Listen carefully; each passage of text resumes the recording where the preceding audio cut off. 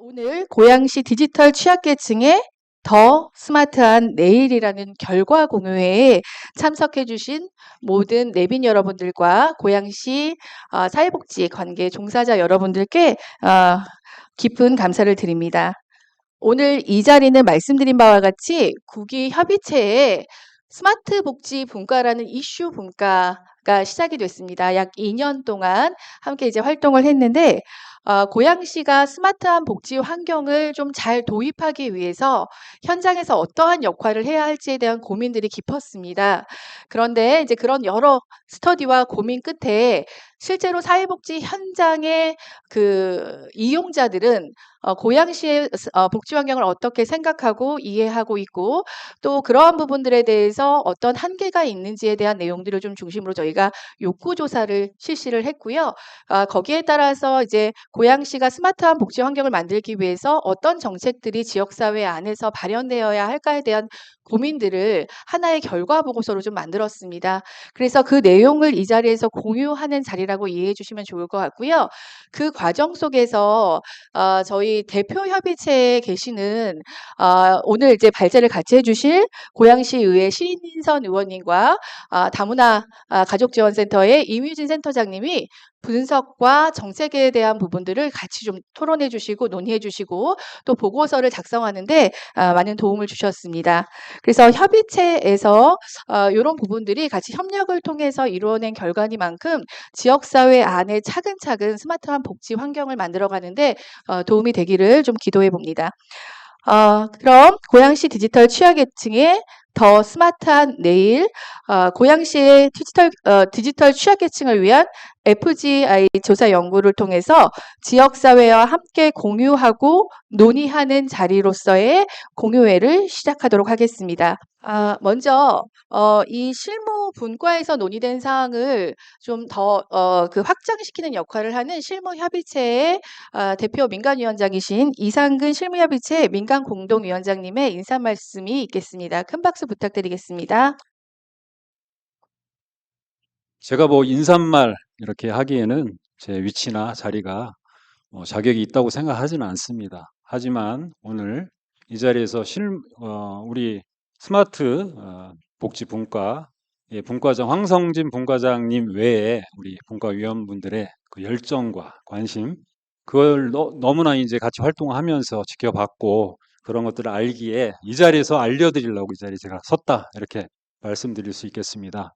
우리 고양 특례시가 제 5기 지역사회 보장 계획을 준비하면서 우리가 이제 분과에 대한 구성에 대한 고민들이 굉장히 많았습니다.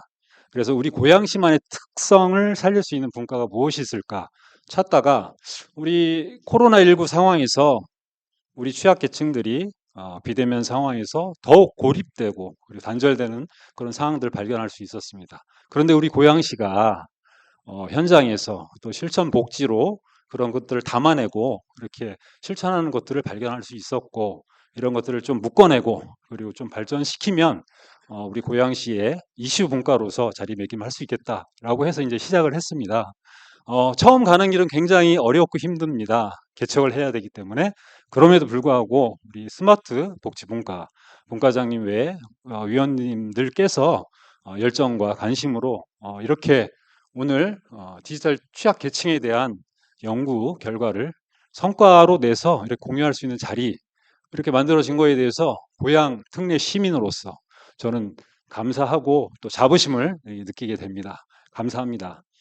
그리고 특히 오늘은 우리 고양 특례시의회 신인선 위원님께서 또 관심을 갖고 또 패널로 참여해 주셔서 감사드리고 또 우리 임유진 박사님께서 또 이제 정책 지원으로 함께 해주셔서 너무 감사드립니다. 이런 힘들이 모여서 저희들 고양 특례시의 지역사회 보장이 촘촘해지고 튼튼해지지 않는가 이렇게 믿고 확신합니다.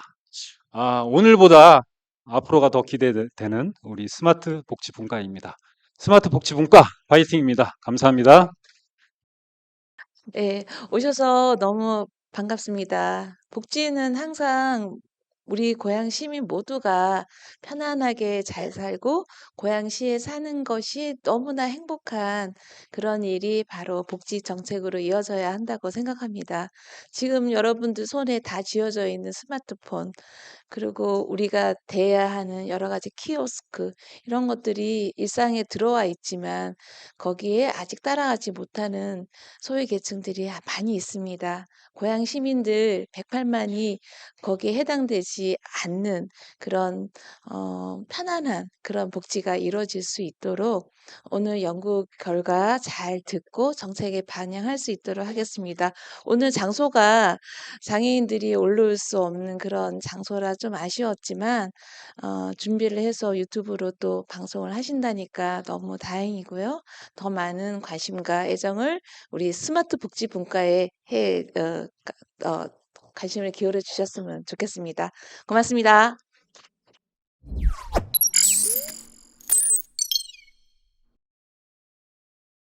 스마트 복지 분과장 황성진입니다.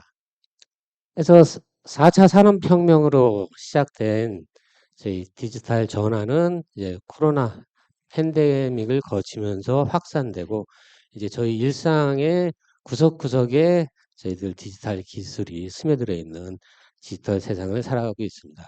이런 디지털 생활 속 세상 속 디지털 취약계층에게 디지털 역량 강화가 필요한 이유 5가지는 다음과 같이 요약할 수 있습니다. 첫째, 일상생활의 편익 증진. 둘째, 소통, 연결, 네트워크 형성. 세 번째, 자아 존중감 향상. 네 번째, 건강한 생활 유지. 5번째, 사회적 비용 감소입니다. 2007년에 이 스티브 잡스가 처음으로 세상에 스마트폰을 공개하면서 단언했습니다. 스마트폰이 세상을 바꿀 것이다. 그로부터 이제 15년이 지난 현재 저희 스마트폰은 저희 일상을 180도 바꿔놓았습니다. 미국 조사기관 퓨 리서치에 따르면 한국인의 스마트폰 보유율이 95%로 세계에서 스마트폰 보유율이 가장 높은 나라로 보도하고 있습니다. 스마트폰은 이제 우리 디지털 전환의 핵심 기구로서 디지털 세상 속 저희들의 눈과 귀이고 손과 발이 되었습니다. 아마 여기 나와 있는 스마트폰 앱들 다 지금 가지고 계신 스마트폰에 다 설치가 되어 있으실 거고 아마 똑같은 앱이 아니더라도 비슷한 기능을 하는 앱들 다 스마트폰에서 다운로드 받아서 사용하고 계실 텐데요. 저희 인터뷰 참여자분들 중에는 스마트폰 앱을 다운받는 것을 어려워하시고 설치해서 사용하는 것을 못하시는 분들도 계셨고 또 와이파이 설정을 못하시는 분도 계셨습니다. 나아가 경제적 형편 때문에 인터넷 사용을 못하시는 분들도 계셨습니다.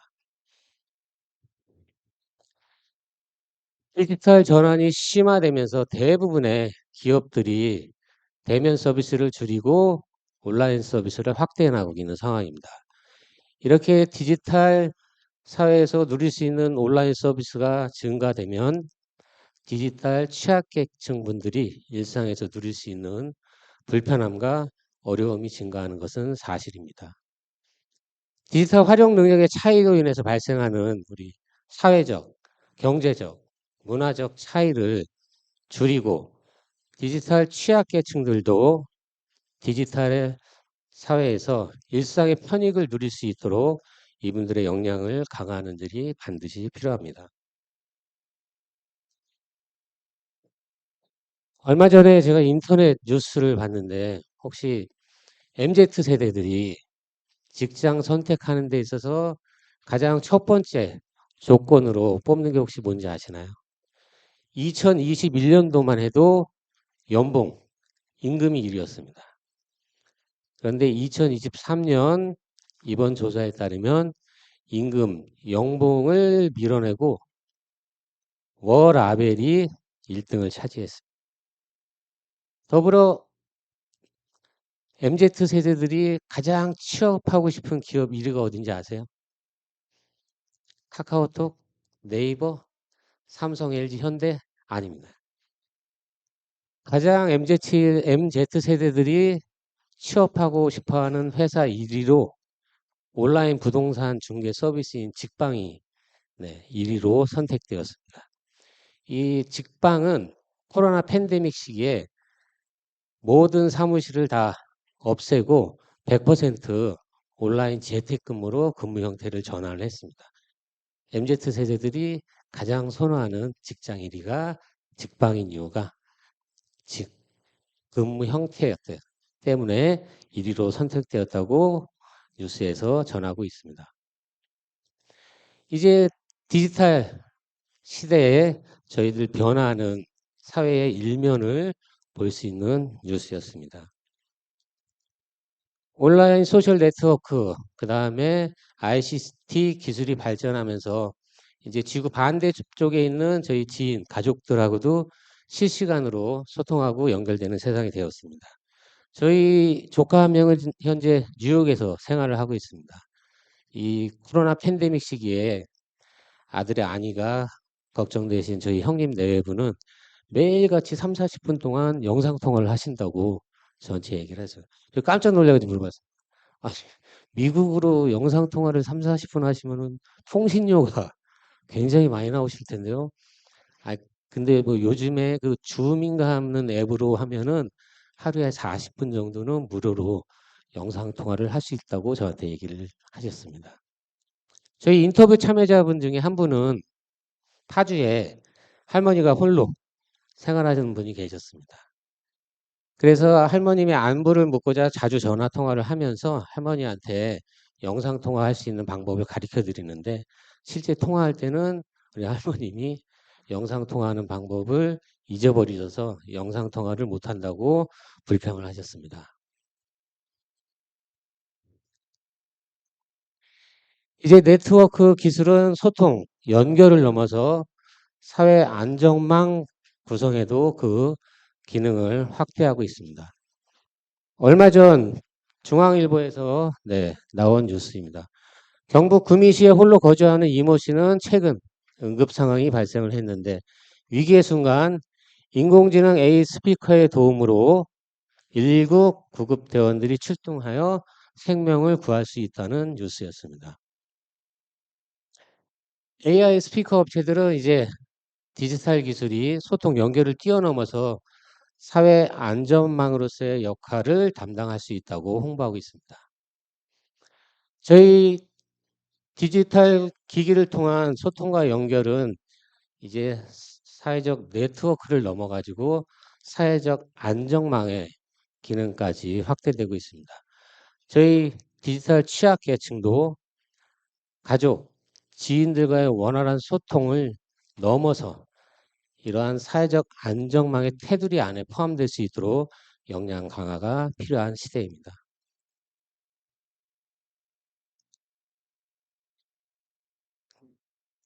(2021년) 조선일보 뉴스입니다.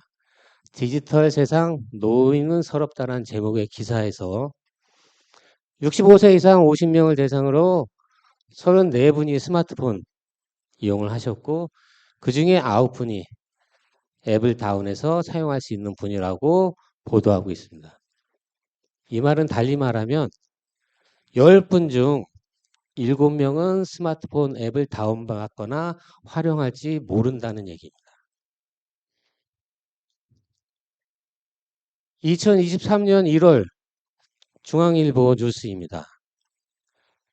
뇌병변 장애인분의 키오스크 활용에 대한 기사, 사진과 함께 담고 있습니다. 사진에서 보시는 것처럼 우리 뇌병변 장애인 분이 마시고 싶은 음료수에 손이 닿지 않아서 결국 옆에서 지켜보시던 활동 지원사분이 이 장애인분이 원하는 음료를 대신 주문을 하였습니다. 디지털 기술이 발전할수록 저희 디지털 취약계층이 디지털 기계를 경험하면서 느끼는 낮은 자아 존중감, 그리고 많은 인터뷰 참여자분들이 동일한 키오스크 경험을 얘기를 하셨습니다. 또 나아가 인터뷰 참여자분들 중에는 개인정보 기술 유출에 대한 피해 얘기를 해주셨습니다. 디지털 세상에서 디지털 취약계층들이 안전하게 인터넷을 사용할 수 있는 환경을 제공을 해야 됩니다. 또 나아가 정부는 디지털 기기 또는 프로그램을 개발할 때 디지털 취약계층을 참여시키든 또는 유니버설 디자인을 채용을 해서 디지털 취약계층이 디지털 사회에서 불평등을 겪지 않도록 지원해야 될 것입니다. 통계청에 따르면은 저희 나라 65세 이상 노인 인구가 2023년 올해 18.4%, 즉 고령사회로 진입을 했고 2025년도에는 20.6%로 초고령사회로 진입한다고 예상을 하고 있습니다. 고양시정연구원의 2022년도 고양시 노인 실태조사에 따르면 고양시 65세 이상의 노인 인구가 16만 164명, 비율로 14.9%로 저희 고양시도 노령사회로 진입을 하였습니다. 동조사에 의하면은 조사 대상 93.9%의 65세 이상 노인분들이 만성질환을 앓고 있다고 보고하고 있습니다. 더불어 조사 대상의 84.5%가 가장 알고 싶어하는 정보로 질병, 건강 정보를 알고 싶다고 대답을 하셨습니다. 저희 2020년도 보건복지부의 장애인 실태조사에 따르면 조사 대상자의 3분의 2 이상이 만성질환을 앓고 있는 것으로 보고하고 있습니다. 혹시 저희 나라 현재 평균 기대 수명이 몇 세인지 아시는 분 계신가요? 보도에 의하면 저희 나라 현재 평균 기대 수명은 83.6세로 보도되고 있습니다. 이제 100세 시대, 장수 시대를 눈앞에 보고 있는데요. 우리 정부는 디지털 건강정보 통합 시스템 마이 헬스웨이 플랫폼을 구축해서 현재 시범 운영 중에 있습니다. 마이 헬스웨이 플랫폼은 의료기관, 공공기관, 그리고 약국 같은 업체에 흩어져 있는 개개인의 의료 정보를 마이 헬스웨이 플랫폼에 통합해서 개개인들이 앉은 자리에서 개인 맞춤 의료 정보 서비스를 제공받고 그를 통해 개인에게 적합한 의료수단과 진료기관을 선택하는 도움을 주는 서비스입니다. 저희 디지털 취약계층인 노인, 장애인분들도 마이 헬스웨이 플랫폼을 통해서 본인의 건강을 지킬 수 있도록 플랫폼을 활용할 수 있는 지원 방안도 같이 마련이 돼야 될 것입니다. 더불어 지금 정부는 새로운 대한민국 디지털 플랫폼 정부를 2023년서부터 2027년까지 구축하는 계획을 수립하고 있습니다. 디지털 플랫폼 정부는 모든 데이터가 연결된 디지털 플랫폼 위에서 국민, 기업, 정부가 함께 사회 문제를 해결하고 새로운 가치를 창출하는 정부를 목표로 하고 있습니다.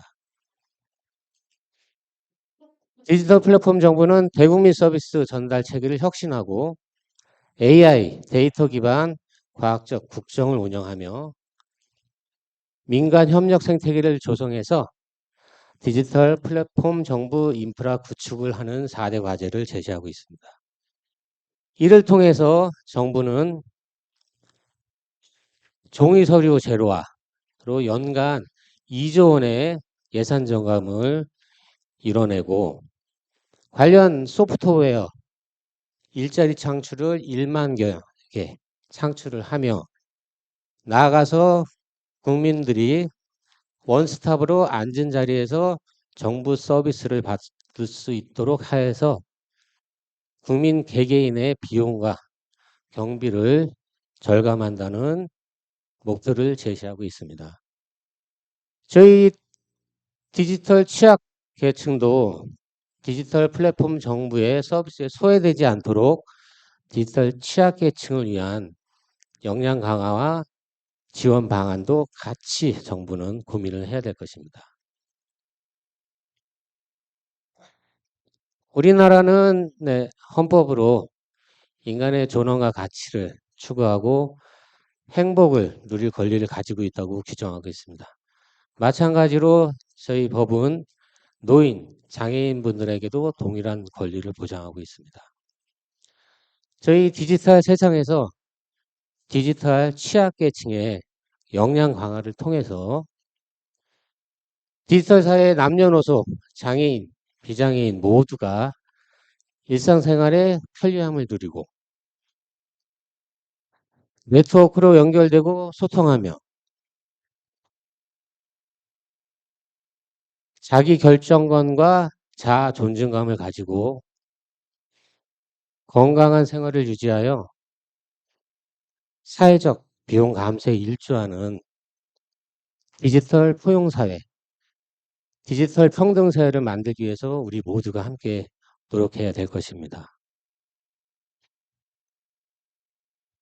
이것으로 저희 디지털 사회에서 디지털 취약계층의 디지털 역량 강화가 필요한 5가지 이유에 대한 발표를 마치면서 디지털 역량 강화를 위해서 과연 앞으로 저희가 구체적으로 어떤 행동을 하고 무엇을 실천할지에 대해서는 임효진 박사님을 통해서 듣는 시간을 갖도록 하겠습니다.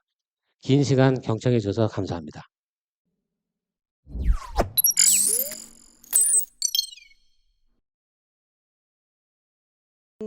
분들하고, 그러니까 어르신들이죠. 어르신들하고 장애인분들이 자신의 디지털 격차에 대한 그런 의견들을 내신 거예요. 그래서 이 디지털 격차를 어떻게 완화할 수 있을까? 이거에 어떤 목소리를 좀 담았기 때문에 여러분이 기대하시는 거하고는 조금 방향성은 다를 수 있다라는 거를 좀 염두에 두시고요. 그럼에도 불구하고 우리가 함께 노력할 수 있는 부분은 어떤 것이 있는가 알아보도록 하겠습니다.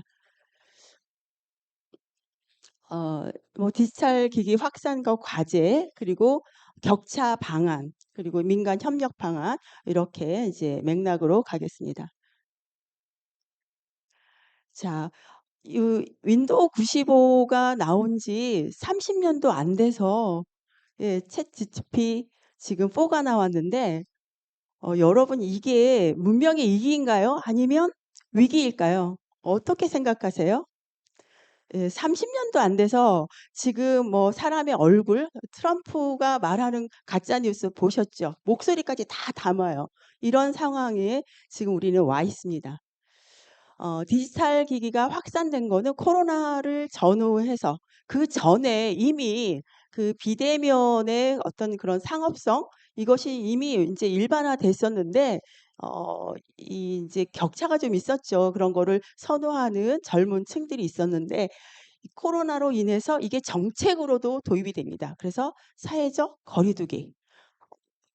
그래서 이제 많은 편리함을 가져다 주긴 했는데 보시다시피 보이스피싱이라든가 중독자도 나타나고요. 그리고 사이버 범죄, 이런 것이 이제 폭력적으로 우리 생활에 깊이 들어왔습니다. 디지털 기기, 이거는 사실은 이제 아까도 말씀드렸지만 일반적인 얘기가 아니라 노인복지관에 주로 오시는 분들이 75세 이상의 어르신들이잖아요. 그런 분들의 그 이야기예요. 그리고 장애인 복지관에 오시는 분들의 이야기인 거를 좀 감안해 보시면 좋겠습니다. 주로 전화나 문자를 하면은 디지털 기기라고 생각 안 해요. 예. 그리고 이제 장시간, 그리고 의존도도 상당히 높고, 그래서 주무실 때도 스마트워치 차고 주무시잖아요. 맥박수 뭐 이런 거 체크하느라고. 근데 비사용하시는 분 있어요. 그래서 스마트폰에 대한 욕구가 적어요. 잘 몰라서. 그리고 현실적인 건 어떤 거냐면 비용이 없어요. 지금 휴대폰만 인터넷이 안 되는 휴대폰을 갖고 계신 분들이 서울 연구조사에서는 34.1%예요. 그러면 고양시도 거의 한 3분의 1에 해당하시는 분들은 핸드폰인 거예요. 휴대폰. 그냥 스마트폰이 아니라 이런 상황인 거죠. 그래서 배움의 욕구가 좀 적을 수도 있고 이런 분들일수록 또 연세가 더 많으신 분들이었고요. 그리고 와이파이에 대한 부담이 있을 수 있고요. 그리고 배우기가 어렵다. 왜? 속도잖아요. 그리고 대면 서비스를 선호하고 있습니다. 그래서 생활 정보 및 복지 정보도 이제 온난화되고 있는데 이렇게 되면 어떻게 돼요? 결국은 복지 사각지대가 생기는 거예요. 이 디지털 계층에 대한 인식이 디지털 기기를 사용하면은 앞에서도 우리 그 황성진 분과장님께서 말씀하셨죠. 5가지의 그런 여러 가지 이점들이 있었는데 어떤 게 또 나왔냐면은 여기서 이제 무료함을 달래고 예, 재미를 더해준다. 그래서 어떤 성향이 있어요. 그냥 게임에 중독되시는. 근데 이 게임에 중독되는 분들이 젊은 층만 있는 게 아니더라고요. 요즘은 연세 드신 노인분들, 어르신분들도 게임에 중독되신 분들이 많이 있어요. 근데 그분들의 일면이 뭐냐면 외롭고 무료하다라는 거예요. 우리가 해야 될 일인 거죠, 결국은. 그래서 대인 기피 하시는 분도 있는데 이분은 어떤 말씀하셨냐면은 핸드폰이 없으니까 사람이 찾아오더라. 사람이 그리운 거예요. 근데 과연 이게 어느 때까지 갈 수 있을까? 왜냐하면 그 담당자들이 담당해야 되는 분들이 너무 많아서 일일이 다 집에 못 가거든요. 그래서 그렇게 되면 결국은 이분은 또 배제될 염려가 있는 거죠. 그래서 이 지금 일반 국민을 대비해서 이 스마트 수준 이것을 알아봤어요. 그랬더니 이거는 이제 제가 연구한 건 아니고요. 어, 저소득층은 95.4% 정도 수준이다. 일반 국민을 100으로 봤을 때. 그리고 장애인은 81.7, 농어민은 78.1.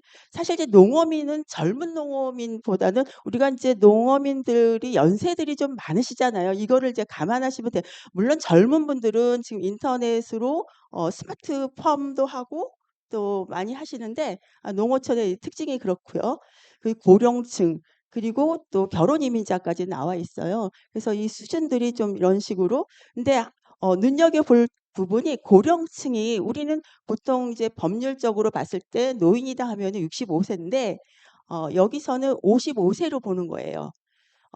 뭐 흔히 말하는 베이비 부머 세대들인데 아까 윈도우 95가 나온 게 1995년이에요. 그때 데스크에 앉아 계셨던 분들이 지금 이제 어르신들이 된 거고 55세 이상이 되셔서 이런 이제 스마트 환경하고는 조금 거리가 있으시죠. 그래서 이 디지털 취약 계층에 우리가 매몰되지 말고 좀 더 확장시킬 필요가 있다. 배움을 원하지만 배울 수 없는 그런 장애가 있는 이 장애라고 얘기하는 거는 본인의 장애가 아니라 경제적인 또는 이제 시간이 없어서 뭐 이런 여러 가지 이유들이 있겠죠. 그리고 접근성, 어디 가서 배워야 되는 이런 접근성까지 얘기하는 거고요. 그래서 베이비 부머, 중장년층까지 디지털 취약계층으로 좀 넓게 가져가자.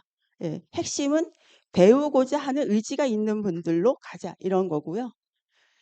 뭐 교육의 지원의 필요성은 이제 보시면 될 것 같은데 이거는 현재 지금 노인복지관에서는 반수 이상은 스마트폰에 대한 교육도 받아봤고 키오스코도 받아봤고 지금 키오스코로 식대 이런 거를 다 하시고 하시거든요. 장애인복지관에서는 이제 주로 신체 장애인들에게 교육을 좀 하고 있고요.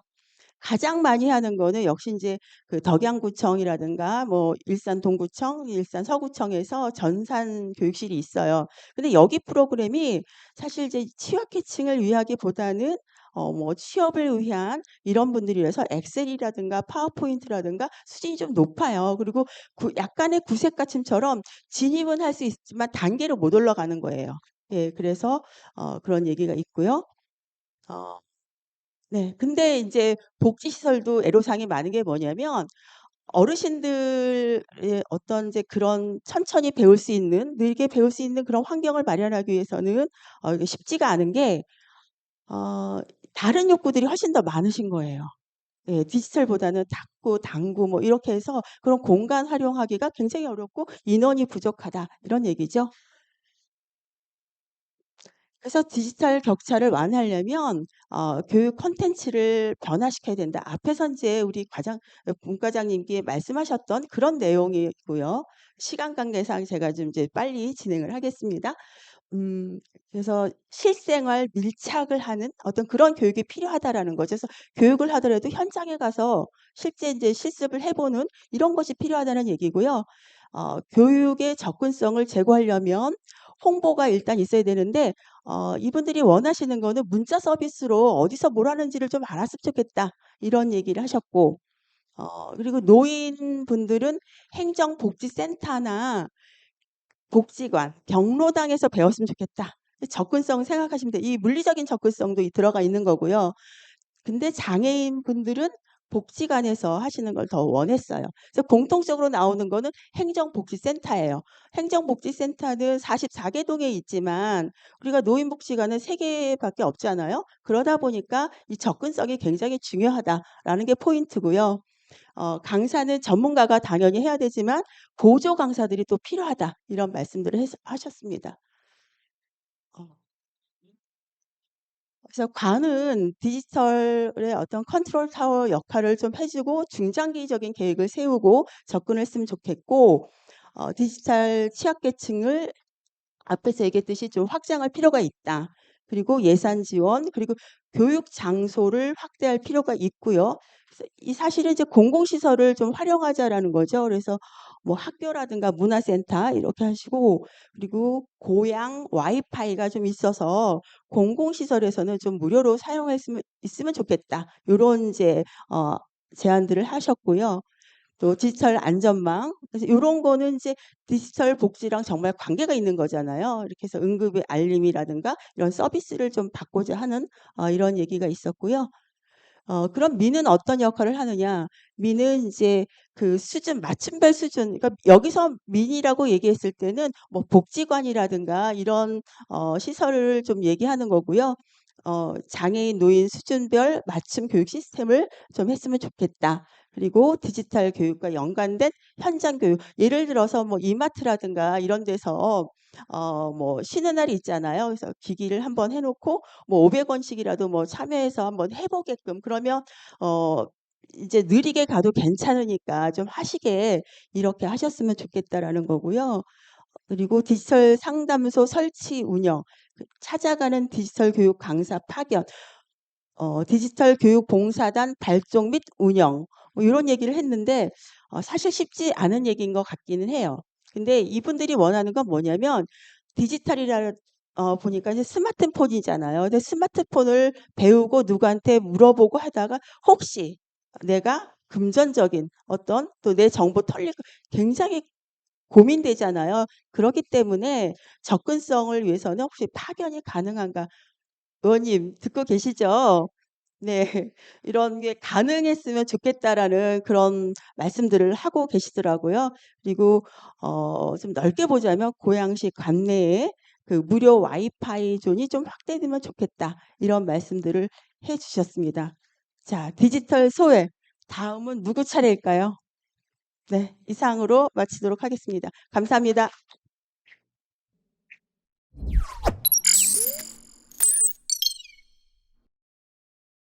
제가 안녕하세요. 저 고양시의 문화복지위원 신인선 시의원입니다. 네. 소개를 많이 해서 박수를 많이 받네요. 제가 좀 써온 거를 좀 읽어보도록 하겠습니다. 아직 처음이고 이제 제대로 발표를 잘 못할 것 같아서 예. 먼저 이렇게 고양시 디지털 취약계층의 디지털 욕구와 또 스마트 복지 인지도 조사 연구를 진행을 해주신 우리 황성진 분과장님과 또 문정아 박사님, 또 방금 발표해 주신 임유진 박사님, 그리고 모든 협의체 직원 여러분들께 정말 진심으로 감사드립니다. 고양시 그 곳곳을 제가 다니면서 디지털 취약계층 분들의 이야기를 많이 저도 들었었는데, 이렇게 실제 연구를 하고 그 결과를 보니까 정말 그 시급감과 중요성이 더 와닿고요. 그래서 좀 마음이 급하다는 생각을 계속 가지게 됩니다. 특히 이제 무인기기, 키오스크 등의 경우만 하더라도 많은 시민분들이 요즘은 1분 안에 그 키오스크를 이렇게 작동을 해서 음식도 시키고 계산도 하고 이렇게 하시는데, 그래서 굉장히 유용한 그런 기구라고 생각을 하지만 디지털 취약 계층에게는 그 아주 높은 산이에요. 그래서 음식을 시켜 드시지도 못하고 차표를 끊으시지도 못하고 영화를 보시지도 못하고 이제 그런 상황입니다. 화면을 한번 보시면 여기가 지금 현재 일산 노인 종합복지관에 구비되어 있는 그 식권 발급기입니다. 오른쪽을 보시면 이제 그 어르신들도 무임 발급기로 식권을 이제 가지고 가셔야 되는 그런 시점에 왔는데, 이 연구 결과에 보면 20대에 비해서 65세 이상은 무임 발급을 이용하는 데 소요되는 시간이 3배에서 8배까지 필요한 것으로 나타났지요.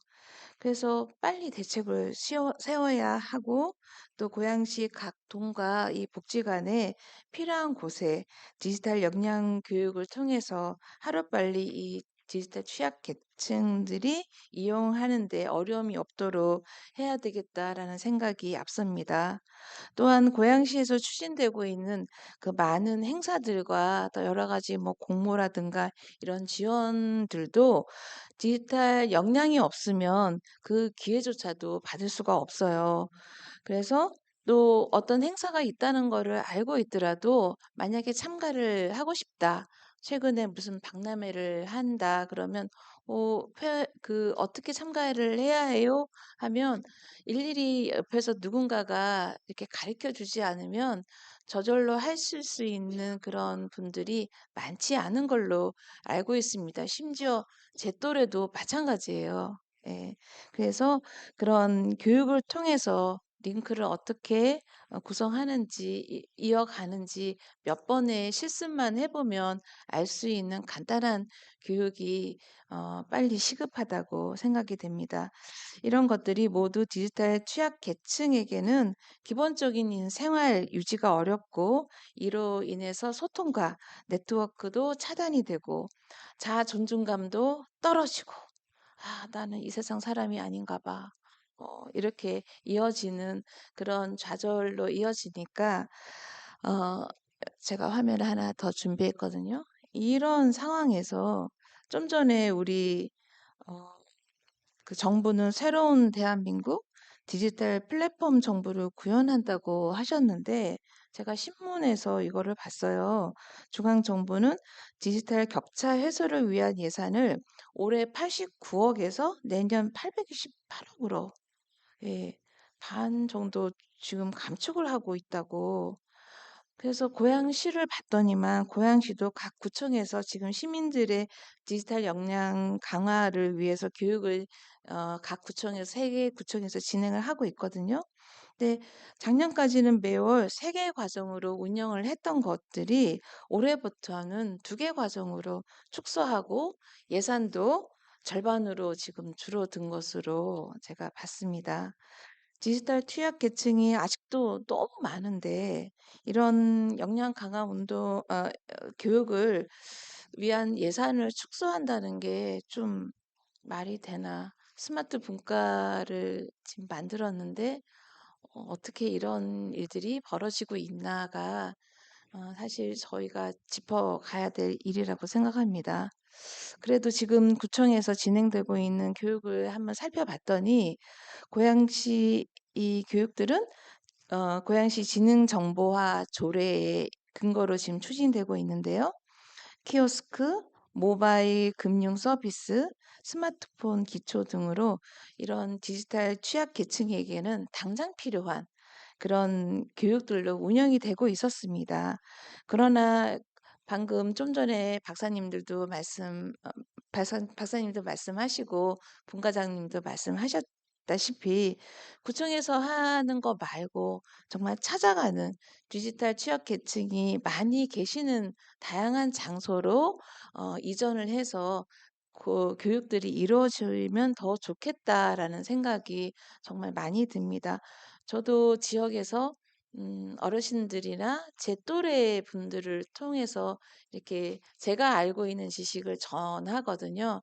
그러면 한 번 전해서 알 수 있는 사람들이 거의 없어요. 몇 번을 가르쳐 드리고 저조차도 새로운 어떤 앱이나 그런 게 있으면 여러 번 반복을 해 봐야 이게 되는지 안 되는지 이렇게 알고 있고, 저는 그래도 용기가 있는 사람이라 되든 안 되든 막 해 보거든요. 근데 보통의 분들은 이 스마트폰이 고장 날까, 이 컴퓨터가 고장 날까, 이 키오스크가 나한테는 안 맞는 것 같아라고 아예 그냥 포기하시고 돌아서시는 분들이 아직 굉장히 많습니다.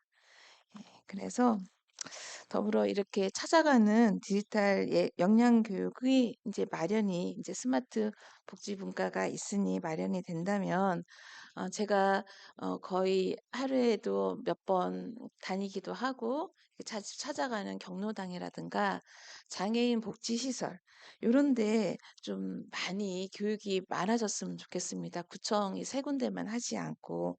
그래서 그 포인트별로 어르시면 어르신, 또 조금 전에도 장애인이 다녀가셨지만 그 장애인들의 어떤 그 수준에 맞는, 또 필요에 맞는 그런 디지털 그 역량 강화 교육이 몇 가지만 이렇게 세분화된다면, 그것들을 이렇게 성공하면 또 다른 데서 해보면 되잖아요.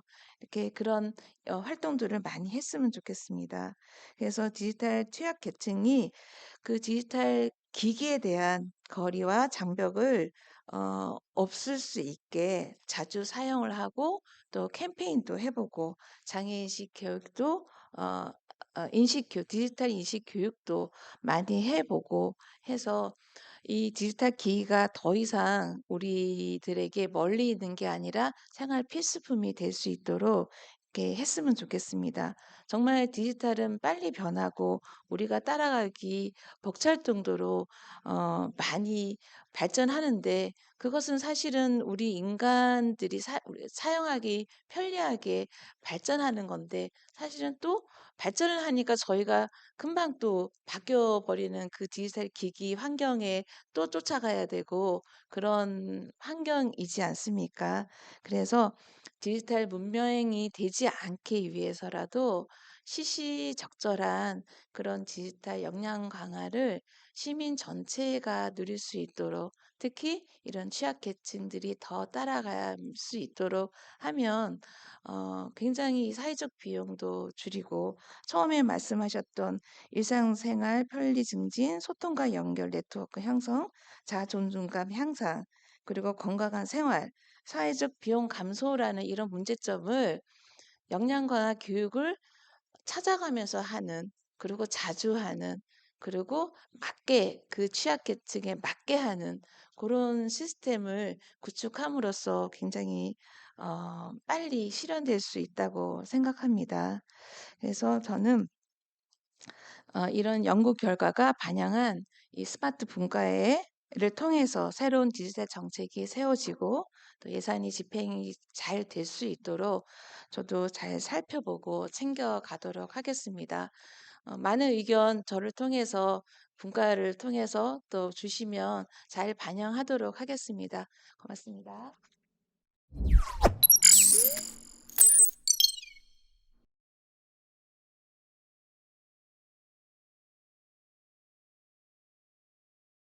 최성복입니다. 반갑습니다.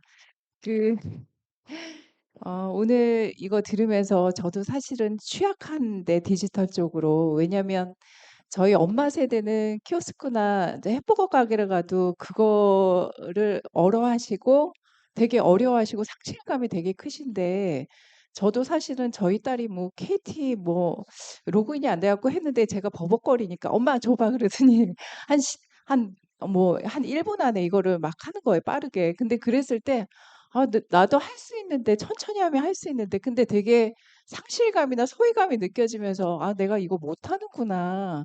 그랬었는데 그 당사자 노인이나 장애인분들이 겪는 그런 상실감은 얼마나 클까. 저도 오늘 스마트 분과 이거 연구 공유회를 이제 함께하면서 그런 생각이 좀 들었습니다.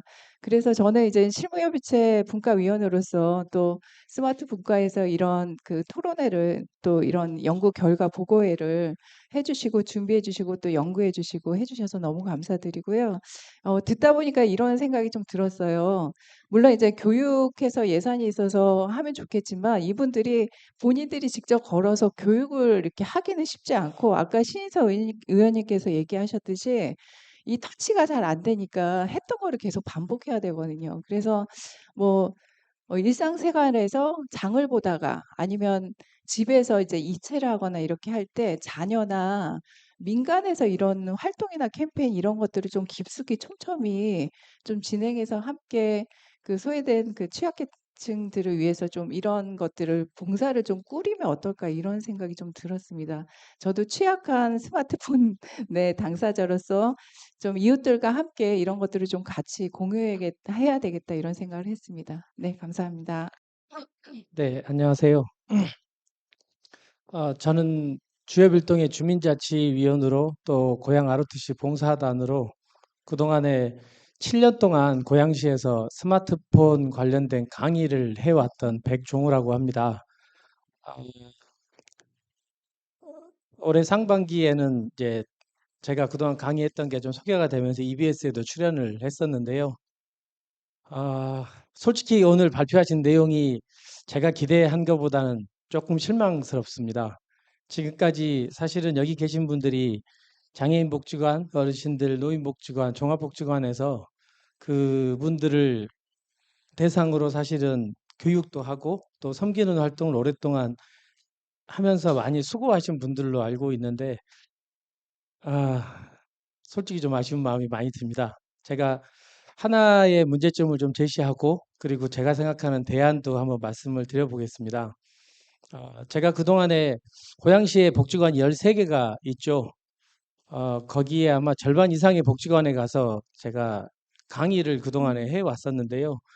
어, 제가 그동안에 강의할 때 항상 첫 번째 주제는 이제 합리적인 스마트폰 계약 방법입니다. 제가 굉장히 순화해서 합리적인이라고 썼지만 사실 거기에는 사기 안 당하는 방법들을 제가 가르쳐 드립니다. 사실은 제가 가서 어르신들, 장애인분들한테 스마트폰 교육을 해보면 절반에 가까운 숫자가 약정 기간하고 상관없이 3년, 4년 할부를 해와서 굉장히 부당한 형태의 강의를 계약을 해서 피해를 보신 분들을 제가 굉장히 많이 봤습니다. 제가 그런 내용들을 그래서 사실은 그런 내용들이 적어도 우리 복지관에 있는 분들이나 또는 우리 주민자치회 그런 분들이 거기에 대한 지식들을 조금만 이렇게 관심을 갖고 보시면 충분히 그분들한테 더 안전한 방법으로 계약을 할 수 있도록 해드릴 수 있는 방법이 많거든요. 그래서 그 부분은 사실 제가 거의 7년을 다니면서 고양시의 주민자치회, 복지관, 뭐, 예, 뭐 여러 군데에서 그동안 해왔었는데 그 부분은 제가 좀 지식이 많아서 혹시 여기 계신 분들이 그런 혹시 기회를 주신다고 하면 제가 얼마든지 예, 복지관이든 또는 여기 계신 분들을 모아놓고라도 굉장히 명쾌하게 제가 전달을 해드릴 수 있기 때문에 좀 도와드릴 수 있을 것 같고요. 두 번째는 아까 이제 발표 내용 중에도 접근성에 대한 문제 또 그 실제 이제 보조교사에 대한 이런 얘기들을 아까 해주셨는데 실제 제가 이제 7년 전에는 솔직하게 제가 핸드폰 매장을 운영하다 보니 이런 봉사활동을 하다 보면 이게 이제 내 장사에 도움이 되겠지라는 생각으로 시작을 했습니다. 그런데 최근 2, 3년 동안은 제가 저를 통해서 고양시에서 스마트폰 활용 지도사라는 자격증을 취득하신 어르신들 주부들이 50명이 넘게 배출이 되었습니다. 그래서 제가 그동안에 주민자치회에도 항상 가서 할 때 한번 내가 특강을 해주고 가는 건 사실 큰 의미가 없다. 오히려 주민자치위원분들이 이분들이 정말로 카카오톡과 길찾기 하는 정도만 가르칠 수 있는, 그건 누구나 다 내가 쓰고 있는 수준만 가르치면 되거든요. 그래서 제가 하는 스마트폰 교육의 항상 제목은 스마트폰 배워서 남주자입니다. 이제는 매뉴얼이 없지 않습니까? 스마트폰에는. 그래서 내가 아는 기본 지식도 결국 다른 분들한테 나눠주고자 하는 마음만 조금 있다면 어르신이든 주부든, 그리고 제가 그동안에 한 3년 가까이는 코로나 전에는 중고생 봉사자들을 같이 와서 수업을 계속 했었습니다. 그 아이들이 다른 데 가서 봉사활동하면 되게 지루해하지만 거기서는 어르신들한테 야 너는 이런 것도 아냐? 그러면서 칭찬받으면 정말 좋아합니다. 그래서 일자리를 갖고 싶어 하는 우리 주부들, 어르신들한테 스마트폰을 가르쳐 줄 수 있는 그런 기회를 오히려 만들어 줄 수 있고요. 그분들이 또 전국에서 가장 고령화 속도가 빠르고 장애인이 많은 도시가 내 고양시로 알고 있는데, 우리 도시에 결국에는 누구는 일자리를 찾고 있고 누구는 도움을 구한다면 그분들에게, 어떤 분들에게는 일자리 창출이 될 수 있고 어떤 분들에게 도움을 좀 받을 수 있는, 그래서 제가 그동안에 강의할 때 항상 드렸던 말씀이 이런 디지털 기기들이 최소한의 안전을 보장하는 단계, 그 다음에는 내가 일상생활에 불편이 없게 키오스크든 스마트폰을 활용해서 생활에 불편이 없는 수준, 그리고 마지막 단계는 내가 그걸 배워서 다른 사람들에게 봉사활동을 하거나 또는 일자리를 연결할 수 있는 단계라고 저는 생각을 했는데, 아직까지 우리 고양시가 많은 분들이 아직 2단계에도 미치지 못하는 것 같아서 좀 아쉬운 마음이 많이 들고요. 개인적으로 그동안에 어쨌든 전 지역사회에 나름의 기여를 하면서 좀 열심히 그동안에 이런 쪽의 활동을 해와서 내용에 관심이 있어서 좀 달려왔는데요. 제가 기대했던 것보다는 조금 지금의 수준이 많이 부족하구나라는 느낌도 들고, 그리고 오히려 반대로 생각하면 저와 그동안에 또 최근에 저를 통해서 같이 이런 쪽에 활동을 하고자 하는 그 주부들, 어르신들이 여러 분 계시는데 그분들과 지역사회에 살 수 있는 일이 좀 더 많을 수도 있겠다. 내가 생각한 것보다 더 많겠구나라는 생각을 좀 해보기도 합니다. 좀 길었는데요. 예, 뭐 여기 계신 분들의 앞으로 좀 더 많은 역할을 해서 고민하시는 이런 부분들이 좀 해소가 되었으면 좋겠다는 생각을 해봅니다. 이상입니다. 시민들을 대상으로 했다면은 좀 다른 의견이나 결과가 나왔을 것 같고요.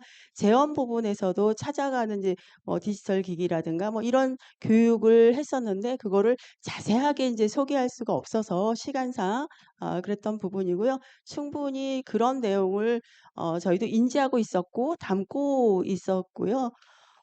그래서 실질적으로 도움이 될 수 있는 것이 어떤 것인가 지금 말씀하셨듯이 이제 요금이라든가 사실 이제 이분들이요 3분의 1 정도는 그러니까 그 F자 했던 분들의 3분의 1 정도는 안 보시면 일어나요.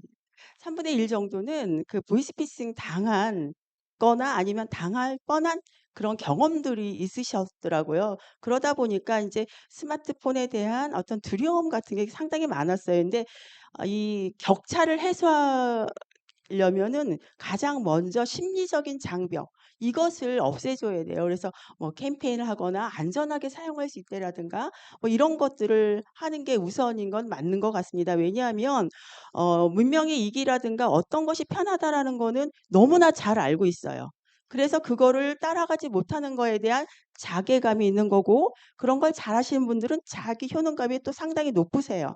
예 그런 것도 있고 그래서 이 아까도 이제 말씀하셨지만 우리 이제 인적 자원들 많잖아요, 고양시에. 그래서 이런 훌륭하신 분들로 어떤 구성된 봉사단이 있으면 좋겠다. 그리고 인제 사실은 이 스마트 기기는 위험성도 여러 번 있어서 '봉사단을 이끈 책임자 정도는 또 있어야 되겠다.'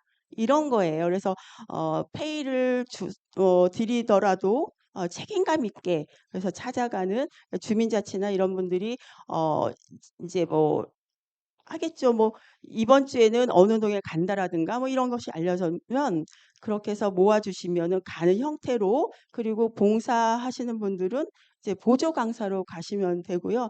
뭐 요렇게 좀 구상을 좀 했던 거고요. 네. 또 궁금하신 거 있으면 예, 말씀을 해주시면 좋을 것 같습니다. 이런 의견 굉장히 좋은 것 같고요.